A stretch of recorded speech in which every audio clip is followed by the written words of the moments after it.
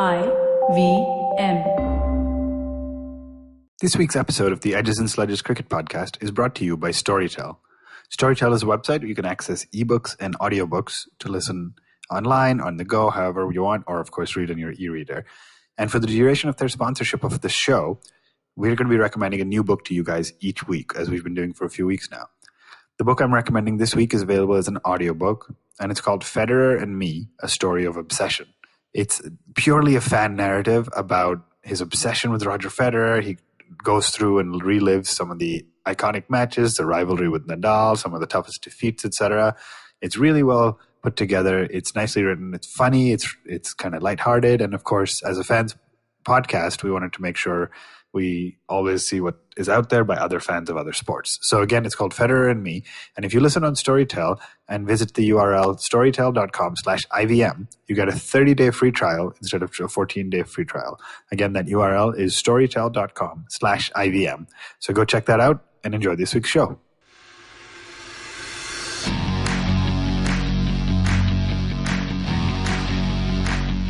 Hello and welcome to this week's episode of the Edges and Sledges cricket podcast, and this is a really great episode where India have just won the pink ball test by an innings and 45 runs. It's India's fourth innings win in a row, the seventh test match they've won in a row, and it's their 12th series, I think, that they've won in a row. And to discuss that with me, I've got both Ashwin and Varun this week, guys. So how's everyone doing, guys? Varun, pretty excited about the win? Yeah, pretty excited about the win. I mean, Ashwin and I were discussing offline the other day and just saying India's just they've become monsters at home. So it's amazing. 12 series in a row. Ashwin, how are you feeling as well? I know the test season is coming to an end and you're a big test cricket fan. Are you a bit sad but still quite excited with the pink ball test and all that's gone on? Yeah, very, very excited. Definitely a bit sad. I was more confused because as soon as the pink ball test ended, I was like, all right, when is India playing next? And it's not till December 6th. It's been a long time since India's had a 12-day gap between series. So confusing for me. Very, very, very excited with the result. All geared up and prepared to defend India's record because I know people are going to start saying the minnow bashers and only win at home and all that junk. So I'm ready. I'm all geared up to defend the record. Awesome. And just to point out, actually, our next test series at home is actually in 2021 against England. That's a long gap, man. I think that's too long a gap. So let's see whether we can fit any more test matches in before that. But let's come to the pink ball test. That's what all the excitement's been about. We've been talking about it for a long time. It's been all over the press. It's been all over Twitter. So obviously, India have won the pink ball test match at Eden Gardens, the first ever day and night test match that India played. And it was a bit of it wasn't really damp, but it was a bit of a sad end to the series. Again, India won in 3 days, which is why we're recording again on a Sunday, although the test match was scheduled to go on till Tuesday. And it started with Bangladesh being bowled out for 106. Now, Ashwin, let me come to you on this. What happened to the Bangladesh batting? They won the toss again, decided to bat again first. There was some thinking saying maybe they should have bowled first and stayed in the game for longer. But what did you make of Bangladesh's decision first to bat first, and what happened after that?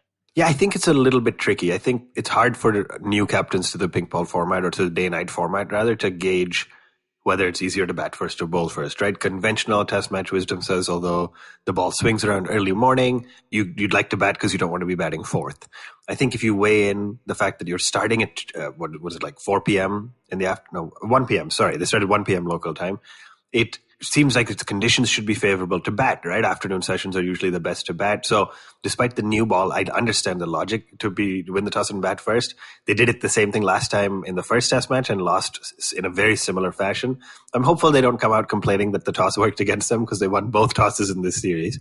But I don't honestly think it would have mattered. I think if India had batted first, India would have probably still put on the big total and dismissed Bangladesh twice. That's how dominant the quick bowlers were. Varun, I just wanted to ask you actually on that. Should Bangladesh have taken a kind of more cautious approach and see how the pink ball was behaving before choosing to bat first? Or did you think that they were doing that as more of a sign of positive intent? No, I think they definitely should have seen it a bit more. I mean, all the chat that was going on before the pink ball test, including from India's captain Kohli, was around being able to kind of see how the ball is moving around. It's going to be different. They've had different net sessions. We spoke about it last time. Dravid organized 3 sessions in Bangalore. So I think the worry was always going to be the batting. But I think somewhere, teams that tour India are always worried about India winning the toss and putting 600-700 on the board. But ultimately, if I was the Bangladesh captain, I would have seen the last game, realized India has still won by an innings, and probably would have bowled first. What ultimately has happened is they batted first and they still lost by an innings. So I really couldn't understand that decision, to be honest. Yeah, so obviously it backfired on them pretty badly. They got 106, probably a combination of pretty poor batting as well as some really nice bowling from the Indian quicks specifically, because I actually just want to point out a great stat on this. And this is the first time that all 20 wickets in a test match at home have been taken by Indian seamers. I just find that an absolutely incredible stat. Varun, I don't know what to make of that, really. I didn't know that, DJ. That's a great stat that you're sharing. I can't remember in my 25, 30 years odd of watching cricket, especially in India, I can't remember that ever having happened. So that's a great sign. And also remember, they've taken these 20 wickets without a Bumrah. So that really talks like volumes about these 3 seamers that played. Yeah, absolutely. And Ashwin, I know we've been discussing this a little bit. So let's just talk through it now that it's come up. What happens when Bumrah comes back? Who sits out? If we've got these 3 amazing seamers. We've got Ishant, absolutely on fire with 5 wickets in the first innings, 4 wickets in the second innings. He was man of the match. He was man of the series. You've got Shami, obviously absolutely incredible, called the best bowler in the world by Dale Steyn recently. And Umesh, who picked up 5 in the second innings as well and did really well in the first test match too. So who do we leave out, or do they all play? Do we play 4 quicks going forward, Ashwin? Yeah, incredibly tough decision. I mean, an amazing problem to have, but you're exactly right. No, there's no good answer. I mean, Ishant won man of the match and man of the series, but Umesh, poor guy, he picked up 3 wickets in the first innings, including, all 3 were top order batsmen, the number one of the openers, number 3 and 4, and he picked up 5 wickets in the second innings, including Mithun and Mushfiqur, who were both batting really, really well. So from my perspective, it's nearly impossible to make this call. I think they will try to look at a world where they play 4 quicks. And if Umesh can step up his batting and bat as a true number 8, then yeah, you still have, call it 3 number 11s as 9, 10, 11 with Bumrah, Ishant and Shami. I guess Ishant bats a little, but I think that's their challenge, because I don't think Ashwin plays overseas anymore. So when they're playing overseas, I think they play 4 quicks. When they play at home, they just rotate through the three of them and rest one, because they're just all that good. Yeah, and Ashwin, I want to ask you this question, because we actually got asked this question on Twitter by one of our listeners, and we were asked about Umesh's batting. I know you're a big Umesh Yadav fan, but is Umesh actually good enough to bat at number 8? Because he just seems to swing the bat really hard at everything that it's kind of in his half. But do you genuinely think he's got the talent to make a number 8, a genuine number 8? Absolutely not. He does not have it today. The question is, they don't play again at home for another year and a year and 3 months or so, you said. I think can they try to get one of them there? That's the differentiator, right? If I'm Umesh, I'm sitting there saying, although I've had a stellar run, an amazing patch recently, my spot is still under scrutiny when Bumrah comes back. So maybe I try to work on my batting a little to try to make a case to be a genuine 8. I don't think he has it today, but I think that should be the avenue he goes down. And DJ, I just wanted to add on, I think I kind of agree with Ashwin there, because the reality is Umesh, in recent memory, probably over the last 3-4 tests has done well. But before that, he wasn't part of the scene. You've got Bumrah playing. Don't forget Pandya's there. So, to me, I think Umesh sits out. But yes, he's had a great season. But when Bumrah's back, it's a no-brainer for me. Yeah, there you have it, guys. When Bumrah's back, Umesh sits out, according to Varun. And maybe we play 4 quicks going forward in our next test series against New Zealand later. Well, next year, really. Okay, guys, I wanted to also get your views, Ashwin, maybe on, did the pink ball behave the way you expected it to behave? Did it swing more than you thought it would swing, or less than you thought it would swing, or all the hype about the pink ball moving everywhere? Yeah, I honestly don't know what I expected. It's hard to look back and remember what I expected of it. I think it was great. I think the ball, was very, very shiny from a camera perspective. So that was a little bit, as somebody who watched it on TV, a little bit jarring for me. I didn't realize it would be that glossy or shiny and stay that glossy all the way through. But I think the Indian quicks were able to extract good swing, but let's not forget they took 20 wickets, or not all 20 by the quicks, but they took the majority of wickets in the first test too with the red ball. So I don't think the pink ball had too much to do with the amount of success the quick bowlers had. I think it played pretty well. I think they will go back and look at a few things. I think there was some discussion about the seam, the how thick the seam jutted out and the color of the seam, etc. But in general, I'd say pretty well successful. I think disappointed that the match ended in 3 days. You said 3, but it was really 2 days and like 9 or 10 overs. So it could have been done in 2 days. But I think good signs for the future of day-night cricket in India. Yeah, and rather arrogantly, we'd put out a tweet after the end of the first test match saying, how many days is India going to win the second pink ball test in? And we actually had 5% that voted for day 2. And that looked at one stage as it was going to come true. So, I mean, yeah, as you said, it was just over 2 days that Bangladesh managed to survive. And one of the things in that first innings actually was the 2 concussion substitutes, and both of them were hit by Mohammad Shami. Now, Varun, I just wanted to come to you on this one. Now, do you think that there was something to do with the visibility of the ball? Because not just the first innings where they actually had 2 concussion substitutes, but even in the second innings, someone as accomplished as Mushfiqur got hit in the head by, I think it was Ishant actually who hit Mushfiqur. But is there a case to be made for lack of being able to pick the pink ball? Because remember, even Kohli said that you need to concentrate more to pick that pink ball out of the bowler's hand. So was it just poor technique? Was it just really good bowling? Or was it something else that had to do with the conditions that led to so many Bangladeshi batsmen getting hit? Yeah, so DJ, I'm inclined to believe that it had something to do a little bit more with the pink ball and the conditions, because I think these Bangladesh batsmen are quite technically sound. And the fact that, like you mentioned, they got hit 3 or 4 times in the course of just 2 days and 9 overs, like Ashwin mentioned, I think it was definitely something more. Now, I didn't see the balls that actually knocked these guys out, but yes, I'm inclined to believe that it was definitely something more than just the technique of the batsman or good bowling, because you've got the same bowlers, the same batsmen. So, I mean, that's my personal belief. Ashwin, anything to add to that? Because, I mean, Litton Das, until he got hit, looked absolutely brilliant. Even after he got hit, he pulled off a great kind of pull shot next ball.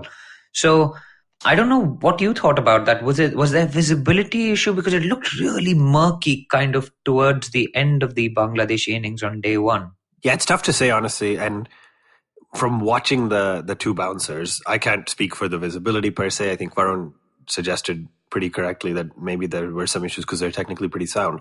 The ball was just coming onto the batsman a lot faster than I remember seeing with the red ball. So I don't know whether it was something about the ball, whether it was something about just the pitch. I mean, the Kolkata pitch was designed this week for seamers as well, right? So I don't know what it necessarily was, but you got the feel that when Shami bowled it short, the batsman was trying to get out of the way and just didn't have enough time. So it rose up a lot faster than you'd expect. So I think it was a little bit more about that one. I do think it was strange that Litton Das batted pretty beautifully. I mean, he had some really, really nice cover drives after being struck before going off. So just reemphasizes the importance of good concussion testing. I think there's going to be a lot of discussion on how do you make the call on whether somebody's got a concussion, because in sports like American football, where sadly it happens more often, you have the right medical staff on the sidelines at all times. In cricket, we haven't needed that all that much historically, so there's been just a physio, and the physio is generally not trained to identify the concussion. So he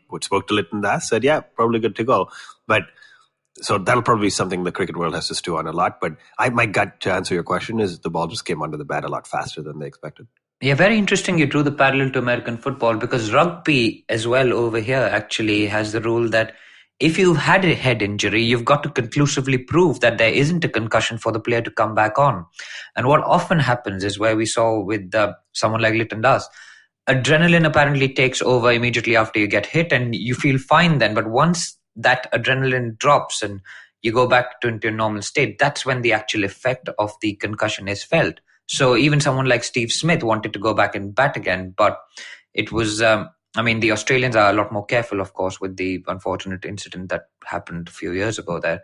So they took him off, and Litton Das as well batted, I think he had 2 really nice shots after that. And then he started feeling a bit sick once the adrenaline had worn off. So as you say, there will be a lot more chat about concussion testing and concussion protocol and stuff. But I actually wanted to ask you guys about what you thought about Murali Karthik's comment on commentary while that was going on, saying that the batsmen are taking advantage of this rule and going off. I mean, that's the kind of attitude that I thought personally was very strange, and it kind of exemplified the old school nostalgia, kind of people saying, oh, when men were men and they just got on with the job and stuff. And that's exactly what the rule has been brought in to prevent, right?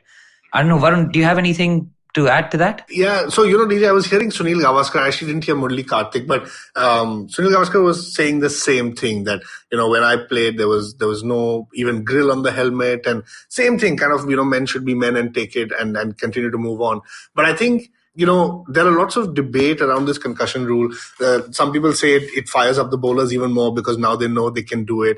I think at the end of the day, it's just been put into place so that batsmen ultimately try not to continue if there is a risk or if there is some sort of a health hazard, I would say. So for me, I genuinely can't understand where these comments are coming from. The rule has been put in place so that you get away from arrogance, like men need to be men. And I think it's absolutely ridiculous to think of these kind of comments. Well, how teams strategize around this is something we don't know. It's too early. It's only been 3 months since this has come on. But I really refuse to believe that a team is going out with their best 11 and strategizing around how they can get replaced. Yeah, absolutely. And there was one point at which I think Bangladesh were looking like they were going to actually run out of substitutes. I think it was only Mustafizur that was left in their reserves because their reserve batsmen had been injured and they'd gone back to Dhaka and stuff. So, and they hadn't flown anybody in. So I think teams will probably need to think a little bit more about the players that haven't made the 11 as well and bring in kind of substitutes for those guys as well. And just on what you were saying about Sunil Gavaskar, I think the term for it is called being a nostalgia wanker. So, yeah, I found that very, very strange. And I mean, it completely defeats the intent behind that rule, but maybe we should move on. Last point I wanted to pick up about this, the first innings was Saha's keeping. And now, guys, this is the Rishabh Pant show. Clearly, we cannot go for very long without talking about the wicketkeeper, but that display from Riddhiman Saha. And Ashwin, I'm going to ask you this. Has that conclusively proved that he is probably best wicketkeeper in the world, just as a wicketkeeper, so to speak? And Pant is going to sit out for the foreseeable future, even abroad. Ashwin, your thoughts on that? Yeah, I do think so. I mean, he didn't get to bat all that much. He batted 40 balls, not out for 17. So nothing great, but not bad at all. And the quality of wicketkeeping was just outstanding. There was a point when the first slip was just like, man, are you going to let me take any catches or are you just going to steal them out from right in front of me? So Saha was outstanding this match. Full credit where it's due. The pink ball was swinging all over the place. If we're talking about visibility for the batsman, it wouldn't have been easy for the keeper too. Many of the deliveries coming to him at shoulder height. So really great job. Very, very excited to see that. And yeah, I think he's kept his spot for at least the next, call it, few months as they try to keep Pant focused on the shorter game. Absolutely. So having done with the first innings, I want to move to the Indian batting performance. And Manku got out early, so did Rohit. We had a nice little 50 from Pujara. We had a nice little 50 from Rahane. But sandwiched between those two guys was King Kohli. The man became the first player to score, from India to score 100 in a pink ball test match. Absolutely incredible knock, almost chanceless. I thought he was just in such brilliant form, just driving the ball down the ground and through the covers, just absolutely amazing. In the process, becoming the fastest to get to 5,000 runs as captain. Was there something about the big occasion that kind of brought out the best in him, Ashwin? Yeah, I mean, it was only a matter of time till Kohli scored another Test century. He loves to step up. He loves to make the big centuries on a big occasion. So very, very excited to see him again. I think you tweeted this out, but when Kohli's in form, he's maybe the most beautiful batsman in the world to watch. I mean, that straight drive with the perfectly straight bat, the cover drive where he holds the follow through, just outstanding. Really, really great to watch, and glad to see him step up to the occasion. I mean, this 3-4-5 right now, some of the potentially the best 3-4-5 in the world in Test cricket now that Rahane has found his form back. So Pujara, Virat and Rahane, just outstanding. Yeah, just a great innings. Varun, anything to add to that about Kohli? No, I think Kohli was fantastic. I watched a little bit on the Friday night here in Singapore, and some of his cover drives were just exquisite. Like you just were looking up and kind of holding your breath as you were watching that. But I think I just wanted to add to what Ashwin said. What was interesting for me is before this pink ball test and all the chat about the ball swinging and moving and it being tough for the batsman, I personally thought, yeah, well, this is the opportunity for our three best technical batsmen, Pujara, Kohli and Rahane, to step up. And that's exactly what they did. So I personally was very happy to see that. Yeah, I think they'll still be a little bit disappointed not having converted those into kind of big innings. But India got to 347 for 9, and then Captain Kohli, having been dismissed an incredible catch at fine leg, called the troops in. And then we came out again. And do you think that had to do with Sehwag's comment that they can't take 20 wickets? Because it's happening just way too often against Bangladesh. They get 9 down and the captain declares. So there's something fishy. Don't tell me we've never been bowled out against Bangladesh in Test cricket. Ashwin, you're the stats guy. There must be. Is there a stat to this? I feel like if you're going to ask me that, you need to tell me 5 minutes before the episode so I can come prepared. No, we'll wait. You can tell us. Keep going. I'll try to find it simultaneously. Okay, awesome. Please update us if you find that. Because if that is the case, that we've never been bowled out against Bangladesh in a Test innings, that's too mean, man. That's like an inside joke in that case. But anyway, let's move on. India got to 347 for 9. We called the troops in. And then Ishant and Umesh just swung their way through Bangladesh. They got hit on the head again, as we mentioned. Mushfiqur as well, such an accomplished batsman, get hit in the head. I think Mohammad Mithun got hit, then got out trying to pull the ball. Mahmudullah got injured, hobbled off the crease, and then basically Umesh and Ishant divided up the wickets. It came to a situation where both of them had got 4 wickets and Mahmudullah was not going to bat, so only one of them was going to end up with a fifer. And Umesh, of course, got the last wicket, and that basically meant that Ishant ended with 9 wickets in the match, although he did get the man of the match and the man of the series award. But I actually just want to come to what comments were being made by Sanjay Manjrekar and Harsha Bhogle, guys. That happened recently. It was, I thought it was a very strange conversation where we've all obviously already talked about visibility and stuff, but Bhogle was basically saying we should ask the players what they think about visibility. Is it okay and stuff? And Manjrekar just said, well, people like you need to ask them. We know because we've played cricket. And it totally reminded me of what Michael Clarke, I think, said last year to an Australian reporter called Gerard Wheatley, and basically saying that you don't know anything because I've played the game. So I think as a fan-run and fan-based podcast, I think I took particular offense to that. Ashwin, I don't know whether you've been following that issue. Yeah, I watched or heard the discussion yet, but I've read the whole transcript and super, super bizarre. It just reminded me of a tweet that I actually pulled up where the individual said, "Learn to respect people who have achieved. I have heard enough of your verbal diarrhea." And of course, this was only 4 months ago. I'm talking about Jadeja in a feud with Manjrekar. So Manjrekar's obviously trying to prove some sort of point. It's very odd, very bizarre. Bhogle is an incredibly accomplished cricket journalist, cricket commentator who has very, very sound analysis of the game. 9 times out of 10, much more sound than Manjrekar. Also, man, you've never played with a pink ball. So what are you all about? What are you on about? You played fewer test matches than most Indian test cricketers. None of them were ever with a pink ball. So how do you know what's going on with the pink ball visibility? I think it's just bizarre. And Bhogle was not saying anything except let's just ask the players, right? He was not saying anything about whether there is good visibility or bad visibility. And Manjrekar just seemed to take great offense to that till the point that he couldn't argue anymore and just said, you haven't played, so you can't talk. It's a pretty poor reflection on the level of commentary in India, right? I mean, you've got Murli Karthik, who I actually thought at one point was a decent commentator. He actually made some pretty honest comments, some pretty insightful stuff when spinners were on to bowl and things. And it was disappointing to hear those comments about concussion substitutes from him. And then this Manjrekar just comes up with this absolutely bizarre argument saying, if you haven't played international cricket like me, you don't know anything. And I mean, I don't need to ask anybody anything because I've played international cricket, which is, I mean, it's such a bizarre argument to make. I just don't understand it.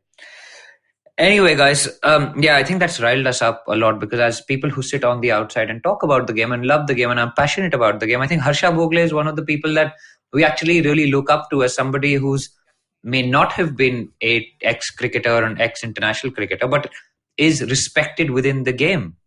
So guys, the last point I wanted to come to both of you on before we go into a break is what is the future of pink ball test cricket in India and around the world? Obviously, there were some comments from Tim Payne recently after they beat Pakistan saying maybe if we ask Virat, we can have a pink ball test match next time India is in Australia. So, Varun, let me come to you on this one first. Your thoughts about pink ball test cricket, day and night test cricket. We had some pretty big crowds coming in, 40,000 reportedly on the first 2 days. It looked great on television, I have to say, a brilliant spectacle. So what do you think? Are we going to play more test cricket with the pink ball? I definitely think so. I mean, Kohli came out and said, we need to market test cricket the same way as T20 and ODI. I personally can't remember the last time a home test in India had this much coverage around it. I was looking at some of the stuff that was going on in Calcutta itself. Everything was colored pink. So I think it got people excited. Ganguly said the first 3 days were completely sold out. So yes, I do believe that we're going to play a lot more pink ball cricket in India. Overseas is a different question, though. I think India is so focused on trying to turn around their overseas record. I'm not actually 100% sure where India will stand on that. And that's where Tim Payne made that cheeky comment to say, maybe if Kohli's in a good mood, he'll play a pink test against us. I don't think Kohli's ever going to be anyone who's, says no to a challenge. But the overseas part, I'm not 100% sure about. India, for sure, we're going to see this more often. Ashwin, your thoughts on pink ball test cricket? Yeah, nothing particularly new to add to what Varun said. I think it's going to happen for sure. I think there will be lots of evolution of it. I mean, SG is making pink balls. Obviously, they're playing with the Dukes and the Kookaburra as well. So the ball itself will probably evolve a little bit. There'll be some changes. There'll be stuff on timing. Conventional wisdom will start to change when it comes into dew and things like that. But I think it's here to stay, and we have to figure out how it evolves. What will be interesting for me is to see, do you start treating pink ball and red ball successes differently, right? Do they think, are we going to get to a point now where you have different standards for the pink ball or the red ball, both for bowlers and batsmen? Is a century versus a pink ball like Kohli just hit more valuable than a century against a red ball? That's all the stuff I think the game will need to figure out, but I do think it's here to stay. Yeah, really interesting. I think Gavaskar was actually one of the people who said that the pink ball stat should be counted separately. And now, to my mind, that's a bit strange because day games in one-day cricket have the same kind of stats that are counted in day-night cricket. So there's no distinguishing factor between those two. Ashwin, anything on that? No, I think that's pretty clear. Just before you wrap up and go to break, I wanted to answer the stat question that you asked. So unfortunately, Bangladesh have dismissed India. They've taken all 10 wickets for India. As far as I can find, they've done it 4 times. Only once it's been for less than 400. So the first 3 times were 429, 526, and 540, which I'm not sure if those count because India just basically batted till they could. The one time was in 2010, they got India all out for 243. But Ashwin, the comment from Sehwag was, they can't take 20 wickets. There's never been a situation where they needed to take 20 wickets because it's never gotten that close. So you are correct. They've taken 10 wickets these 4 times. They haven't done it since 2010, which is 9 years. And they have never taken 20 wickets. There you go. So we have been declaring. We declared for 9 down, obviously, this week. We declared for 4 down last year. We declared for 6 down in 2015. We declared for 8 down in 2010 as well. So... And by the way, Sehwag's comment was in 2011, I believe. Just to completely rule out the 20 wickets in the first innings itself, just like declare 9 wickets down. Amazing. Absolutely incredible. So, guys, I'm going to come to you for one last question. I know we said we're going to go into a break, but very quickly, what is your takeaway from this Indian home season, test home season? What is your one takeaway? If you could think of one thing, what comes first to your mind? Varun, go first. Play England and Australia at home. Okay. Interesting. Ashwin, one takeaway for you? We have the best fast bowling attack in the world right now. And it's not something I had ever thought I could say, but I can conclusively say that right now. A very proud moment for us all. And I think for me, the one takeaway actually is that Test cricket is alive and well in India. And with a captain like Kohli, who's so focused on bettering Test cricket and making sure that it gets its primacy, I think that's just great for the game in India. Okay, guys, so that's all about the pink ball test. We're going to take a short break. So listen to all the great stuff that IVM has to offer and come back, and we'll see you straight after this break. Hey everybody, welcome to another amazing week on the IVM Podcast Network. If you're not following us on social media, you know what? I'm tired of asking you to follow us. This time I expect you to follow us. Please make sure you follow us. If you're not following us, I'm not going to talk to you anymore. Seriously, I'm sure many of you would like that, but that's the only thirst I have. We'd also like to thank our sponsors of the network this week. Thank you, Storytel. Thank you, Intel. We're really grateful for your support. On Advertising is Dead, Varun is joined by none other than Ranveer Alabadia, better known as Beer Biceps in the digital space, also the host of our short-lived podcast, Hustle Science. On Paisa Vaisa, Anupam is joined by Ashutosh Shrotriya, business head at Religare Insurance Company. They talk about health insurance and how to choose a good insurance plan. On the Empowering series, Zarina is joined by Ambar Qureshi, founder of the Plum Tree and former plus-size model. They talk about body positivity, self-belief, and the idea behind starting her own clothing venture. On Paperback, Rachita and Satyajit talk to Gyan Nagpal, the author of The Future Ready Organization. They discuss the new strategies that can make every element of an organization productive and how we can break the hierarchical structures within. On Heel and Hearty, Rachna is joined by two working professionals, Navaneel Kaur and Manvi Pathak, who talk about how to maintain a work-life balance and a healthy lifestyle. On our Kannada podcast, Thale Harate, Rohit Shenoy sits down with Ganesh Chakravarti and Pawan Srinath to talk about primary education in India and Karnataka. This week on Edges and Sledges, Ashwin, Varun and DJ talk about the India versus Bangladesh first day night test at Eden Gardens. On Golgappa with Trupti Khamkar, Trupti is joined by Indrajit More, content creator at Bhadipa and Bhatupa, who gives tricks and tips to travel on a shoestring budget. On the Filter Coffee podcast, Karthik is joined by angel investor, business and strategist Lloyd Matthias. Lloyd talks about the technological entrepreneurship space in India, things to look for potential investments, and how brands should be transparent with their communications in order to create a strong identity. On Mr. and Mrs. Binge Watch, Janice and Anirudh talk about the highly rated show this year, Succession. On 9XM Soundcast, Eva is in conversation with Bollywood singer Palak Muchal. She has lent her voice to movies like MS Dhoni, Ashiki 2 and Prem Ratan Dhan Payo. And with that, let's get you on with your show. Welcome back from that break. And now we're going to actually talk about India's next assignment, which, as Ashwin said, starts in another 12 days from now on December 6th. And that is a series against the West Indies, guys. So India have released their squad. So let's just go through the ODI squad and the T20 squad. So maybe, Varun, I'll come to you first on this one. Any surprises on the ODI squad for you? None at all. In fact, I'm really, really happy that Kedar has made his way back into the ODI squad. Like, it was just long time coming. Really missed watching him. I've been following him on Instagram. He's been training hard. So, totally deserves this shot. I mean, yeah, that's all I can say. The only other thing is, as I'm looking at the two squads right now, I think the squads are between ODI and T20 are almost identical. The only difference I can see, and guys, correct me if I'm wrong, is that Kedar is playing the ODIs and Washington Sundar is playing the T20s. Apart from that, the squads are exactly the same. Yeah, and Ashwin, let me come to you on this. Is that part of the problem? Is that why we're not doing well at T20 cricket? Yeah, first off, just for any new listeners, it may be helpful to go back to episodes from 6 months ago so you get context of the fact that Varun was being incredibly sarcastic about his comments about Kedar. For a second, it sounded like you might be genuine. So I just want to make sure people are clear about that. Really? Yeah, I thought he'd switched over and he'd become a fan. See, this is the problem. By the way, the last match Kedar played was in the Syed Mushtaq Ali Trophy or whatever, made 47 not out of 42 in a match-winning cause. I'm just saying, putting that out there. I'm surprised he didn't make 147 or 42. He couldn't, man. There wasn't enough overs. In a match-losing cause. The other team would not have scored enough runs for Kedar. There you go. So I forgot what your question was. You're asking was the issue that we have the same squad? I think it is to an extent, man.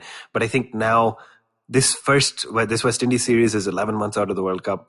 If you think about, not to jump ahead, but you think about somebody like a Shami, this is what he did with the 2019 ODI World Cup. If you remember, till mid to late 2018, he was not playing ODIs at all. And as he had his test match resurgence about a year before, he just started playing ODIs, and then he was an important fixture for us in the World Cup. So seems like they're thinking of him now like that for T20s as well.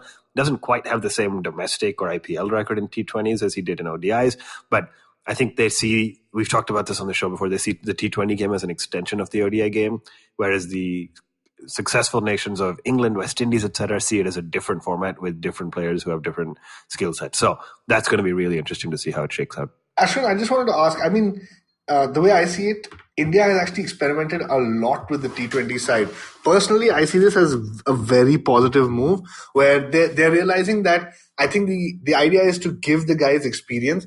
There's no big ODI tournament coming up. But yes, they've clearly gone for experience over youth when it comes to, people like Khalil, Shardul, bringing back the Shamis. I mean, Cheher has, of course, made his place and great to see him in the ODI. But I personally see this as quite a positive sign where they're cementing now who are the people who they're looking at for the T20 World Cup.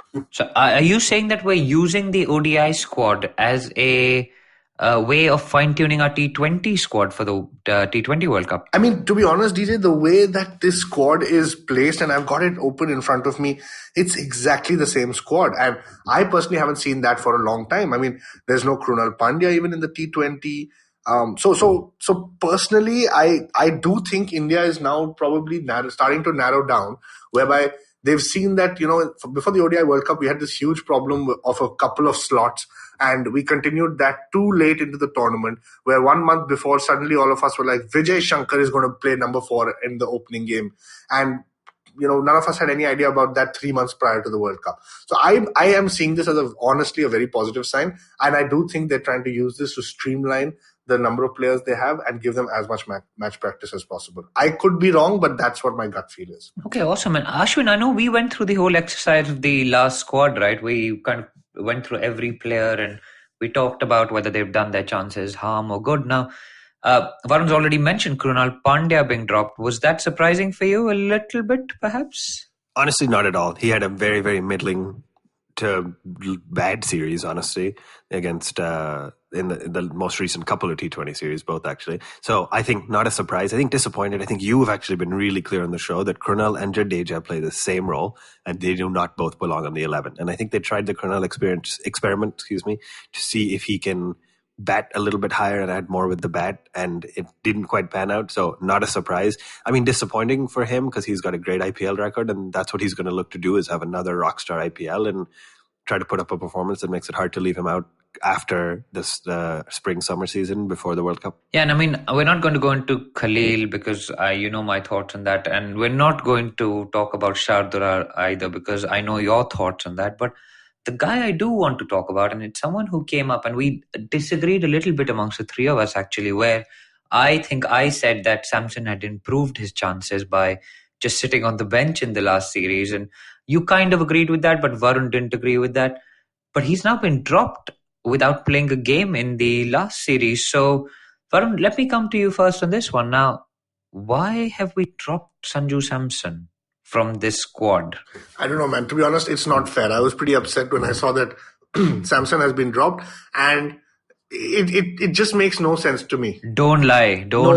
You're really happy because Pant is not at all under any threat now, because there's no wicketkeeper in this squad apart from KL Rahul. Hey, Rahul Dravid 3-4 years ago said both of them will make it to the team purely on their batting. So I still have faith in Dravid's comments. Okay. But I was I was upset, man. Let me be honest with you. Why I'm upset is because I don't like Manish Pandey at all. And I think for Manish Pandey to be given a run when, you guys have spoken about how Jadeja and Krunal play the exact same role in the team. I believe Shreyas Iyer and Manish Pandey play the exact same role in the team. And Shreyas has come out on top. So for Sanju Samson, I'm not saying he was going to be very successful, but to not give him a chance, pick him, and then drop him without having him play even a single game, I think is extremely unfair. Ashwin, there have been some shots fired here, man. You've got to defend Manish Pandey. He's your player. Go for it. Yeah, I've said before he's not necessarily my player in T20s, so let's not quote me out of context on that. I think he should have had a great shot in the ODI context had things gone his way. But anyway, I'm not going to comment all too much more on that. I am going to say, as far as I can tell, Rishabh Pant was batting a few minutes ago, right? The side Mushtaq Ali Trophy is on. Delhi was playing against Haryana, and Pant opens the batting and made 28 from 32 in a big chase. And so, yeah, not great for him. I mean, Twitter's starting to, as we're recording this, Twitter's starting to get flooded with, Pant gets out to an ugly shot again, etc. I didn't see how he got out. So I don't think signs have continued to look great for Pant, but obviously he's continuing to be backed. From a Manish Pandey standpoint, I don't see him getting too much game time, but I see why they kept him in the 15. Yeah, and he didn't do too badly last time he played, right? He got that 20 out in 14 balls or something like that. Yeah, it was decent. Exactly. And so speaking of Twitter, what did you make, Ashwin, of the smiley face that Sanju Samson tweeted a few hours after the squads were announced? Yeah, I don't know why. I think we're all scarred after the Ambati Rayudu tweets on 3D glasses and all that stuff. I don't know what the intent was with the smiley face. I don't even know if it was connected to the selection. Maybe it was just something unrelated. Maybe he just had a nice day out and the weather was good that day. So who knows what the reason. Varun, do you think he was just living his life to the fullest, living his best life, just taking each day at a time. Is that why he put out that smiley face? Yeah, I mean, he is a millennial after all, so I wouldn't be surprised if that's the reason he did it. But I guess, Sanju Samson, nothing more to say, right? I guess the only thing he could have done is put out a smiley, and yeah, that says it all. It's just very unfortunate for him. Yeah, pretty funny. As Ashwin said, taking things out of context is exactly what we do on this show. So let's move on. Poor Sanju, I feel a bit bad for him being left out of that squad without even playing a game. But I think we need to move on. It'll be an interesting series against the reigning World T20 champions, who've had their own issues, I think, because we beat them in the West Indies. So we'll see how they get on here. There's been some buzz created by Kieran Pollard unfollowing his Mumbai Indians captain on Twitter. And it's the unfriendship series and all of this stuff is going on. So it's there's a little bit of buzz already being created about that. But I think that's all that was there on the India side of things, really. I think we should talk a little bit about also is the other two test matches, because it's been a pretty interesting set of days for test cricket. Obviously, at the pink ball test in India and all the buzz around that. But there are two other test matches going on around the world. And the first one of those is the New Zealand versus England test match. And Ashwin, I believe you have been following that fairly closely. So perhaps you could give us a little bit of a summary of what's going on there. Yeah, very, very different to the 2 and a little bit day test match we just saw from India-Bangladesh. So just really quickly, England batted first, made 353. Pretty decent performance. Looked like a pretty good total. And then you saw New Zealand play old school test cricket, kind of grinding it out. Made 615 for 9 wickets. So the declaration on 9 wickets seems to be a trend that's continuing around the world. But really key standout performance from BJ Watling, 205 from 473 balls. So just really grounded out against the barrage of bouncers from Jofra Archer. In England had to take their third new ball, and when you bowl for more than 160 overs that you get the third new ball, that's a really, really long day out. So at the time of recording this, at the end of day 4, New Zealand got England back out there because of the declaration, and Santner, who scored a magnificent century. I mean, Santner bats at, where does he bat? He bats at 8, so but definitely better than Umesh at 8. Made a beautiful 126. I was just going to say, yeah. Umesh and Santner. Not quite the same. He made 126 in a test match, grounded out, batted for a long time with BJ Watling, and then came on and picked up 3 early wickets. So England's kind of very dangerously poised at 55 for 3 with 1 full day to go, and they trailed by 207 runs. So I don't think England has a chance for a win because New Zealand could always bat again. It's going to be an interesting day 5 where the ball is spinning, Santner's doing well, and England's going to try to stay alive, having already lost Rory Burns, Sibley, and the night watchman Jack Leach. So interesting match. The only other comment I had on that is maybe, having watched the incredible test match success of BJ Watling, maybe the key to success as a international wicketkeeper is to brand yourself as 2 initials and then your last name. Obviously BJ Watling had a great wicketkeeper display, and as a batsman, of course, and MS Dhoni, obviously the legendary wicketkeeper. So maybe Rishabh Pant's key to success is to rebrand himself as RR Pant, and things will start turning around for him. Rishabh Rajendra Pant, for any listeners who haven't been following the previous episodes of this show. But yeah, I mean, BJ Watling, such an underrated player, right? That's the word that comes to your mind when you think of BJ Watling, because he's also scored runs against India. If you guys remember when Brendan McCullum scored 302. The guy at the other end was BJ Watling in a similar situation where India were looking to win the test match, and he came out, I think, for 127 for 4 over here. And I think they were 5 or 6 down against India as well. And he pulls out this 100 there. He's pulled out a double 100 here. He's, clearly the one of the best wicketkeeper batsmen going around at the time. So we'll see how that develops. Obviously, Josh Butler has already started blaming county pitches in England for not being batting friendly enough, which is a bit weird, considering his batting colleagues haven't been doing very well. I mean, on a good batting track, which is, it just seems really strange. And it's one of those comments like the toss made us lose the test match type of comment, which just shows that I think England are a bit defeated in the mind already, and I wouldn't be surprised if that test match wraps up fairly quickly. The other test match ongoing, well, it was ongoing until a little while ago, is the Pakistan test match against Australia at the Gabba. Now, obviously, Pakistan have lost their test match by an innings and 5 runs.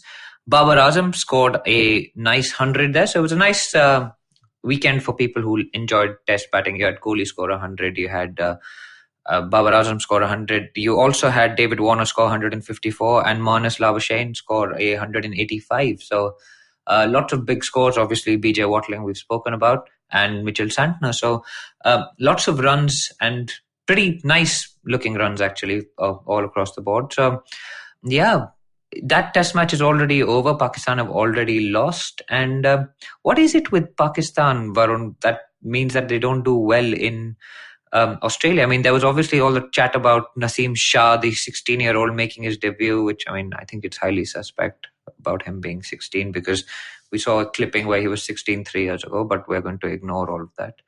But why do Pakistan not do well in Australia and do quite well in England? What is it, Varun? Actually, I'm not sure. That's an interesting question. I think, honestly, I was very excited this time when Pakistan started, right? They came out to bat. I think they were 74 for 0 before getting, 75 for 1, if I'm not mistaken. And I was really excited, but it just became that same old story again. And DJ, unfortunately, I don't know the answer why England is different. All I can say is I think England definitely seems more of a home ground to Pakistan. They definitely play there much more. But yeah, man, it's just the same story again and again with subcontinent teams in Australia. India did well last time, but nothing changes. Yeah, I find it really weird that Pakistan struggled so much because all their chat is about fast bowling and stuff. They didn't help themselves with their selections. They dropped Mohammad Abbas, I think he took a lot of wickets on UAE tracks against Australia at like an average of 10 runs a wicket or something like that. He took a lot of wickets. It wasn't just 1 or 2 wickets that he took. So they actually just left him out. And I mean, that was a very, very strange decision. And so they kind of shot themselves in the foot even before starting the game. So they're already 1 down. New Zealand are looking like they're about to beat England pretty soon. India have already won their series against Bangladesh and are having a bit of a rest. So that's kind of a wrap of what's been going on in the world of cricket, guys. And I think that's the show as well this week. So yeah, it's been a great show bringing this to you. We've really enjoyed doing that. Write into us. Obviously, lots of you have been writing into us on Twitter. We're at One Tip One Hand. We're on Facebook at One Tip One Hand. If you want to write us an email, we are at contact@onetiponehand.com. And yeah, guys, give us a listen, give us a review, tell your friends about us. I know lots of you already do that. So thank you for that. And yeah, we will be back next week, hopefully bringing you a new episode with lots more exciting stuff and the happenings in the world of cricket. And until then, take care and we'll see you next week. Thank you.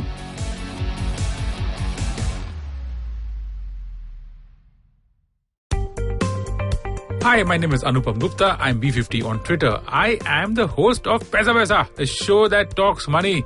On my show, I speak to experts from every field of money and finance, from stock markets, equities, debt funds, credit cards, life insurance, every possible area of money and finance that you can think of. We even did an episode on cryptocurrency. I've got fantastic guests from mutual funds to personal finance experts everywhere. Robo-advisory, startups, just name it, we've got it. At Paisa Vaisa, we help you make smart decisions about money. You work hard for money. Now make your money work hard for you. New episodes out every Monday, and you can listen to my show on the IVM Podcast app or any other podcasting app that you have.